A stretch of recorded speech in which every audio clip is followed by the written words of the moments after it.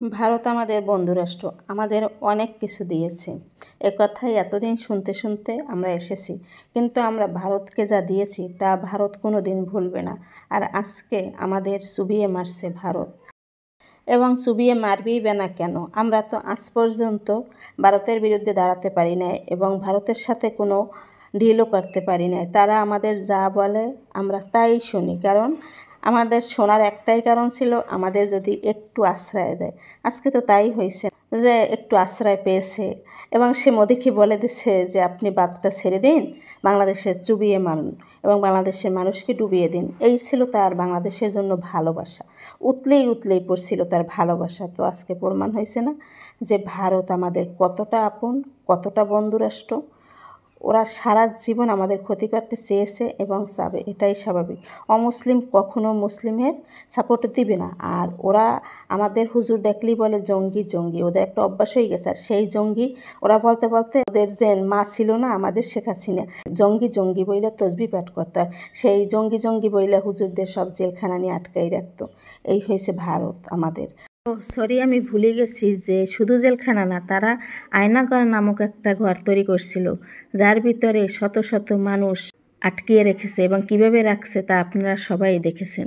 প্রায় 30 লক্ষর মতো মানুষ আমাদের এখানে চাকরি করে, ভারতের মানুষ। কেন চাকরি করবে? আমার দেশে কি বেকার নাই? আমার দেশে বেকারের জ্বালায় মানুষ আত্মহত্যা করে, বেকারের জ্বালায় মানুষ বিয়ে করতে পারে না, কত কিছু করতে পারে না। সেখানে আমরা ভারত আইনা চাকরি দিয়ে ভইরে রাখি, ভালো ভালো পজিশনে তাদের বসাই রাখছি। না আছে কোনো মায়া, না আছে কোনো দয়া। ওরা যে এই হাজার হাজার স্টুডেন্টের উপরে গুলি চালাইছে, আমার মনে হয় ম্যাক্সিমাম ভারতীয়রা, এত গুলি বাংলাদেশের মানুষ চালাতে পারে না। যতই বলবো কম হয়ে যাবে, কারণ এই সরকার মোদির পা চাটতে চাটতে আমার মনে হয় পা পাতলা করে ফেলেছে, শুধু একটু ক্ষমতায় থাকার জন্য। ওর তো দেশ মায়া বলতে কিছুই ছিল না, ও শুধু ক্ষমতায় থাকার জন্য এত কিছু করছে। এটা হলে সবাই এখন বুঝতে পারছে যে আয়না করে আমাদের ভাইদের, আমাদের বাবার বয়সী হবে, আমাদের চাচার বয়সী, দাদার বয়সী, তাদের কিভাবে কষ্ট দিচ্ছে, কিভাবে হুজুরদের নির্যাতন করছে, সব কিছুই তো এখন পরিষ্কার। কারণ আমরা এখন স্বাধীন দেশে স্বাধীনভাবে কথা বলতে পারি।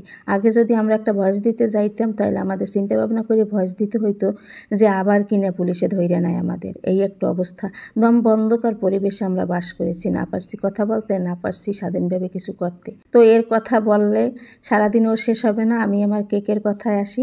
আজকে এই কেকটি অর্ডার করেছিল এক আপু, 4 পাউন্ডের ভ্যানিলা ফ্লেভারের কেক। তো কেকটি আমি হোম ডেলিভারি দিয়েছিলাম এবং ডিজাইন দিয়েছিল আপু খুবই সিম্পলের ভিতরে। আর আজকে আমি যখন ভয়েস দিচ্ছি তখন ওই আপুই আবার একটা কেক অর্ডার দিয়েছে, চকলেট কেক। কারণ এই কেকটা কিছুদিন আগের ছিল, তো ভিডিও আর ভয়েস দেওয়া হয় না, ওই কারণে রয়ে গেছিলো।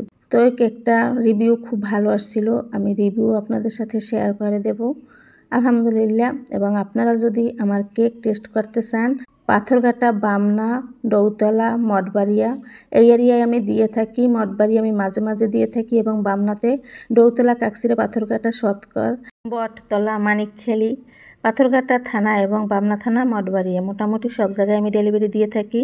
তো আপনারা প্রয়োজন হলে আমাকে নক দিতে পারেন এবং ভিডিও ভালো লাগলে প্লিজ পেজটি ফলো করে রাখবেন।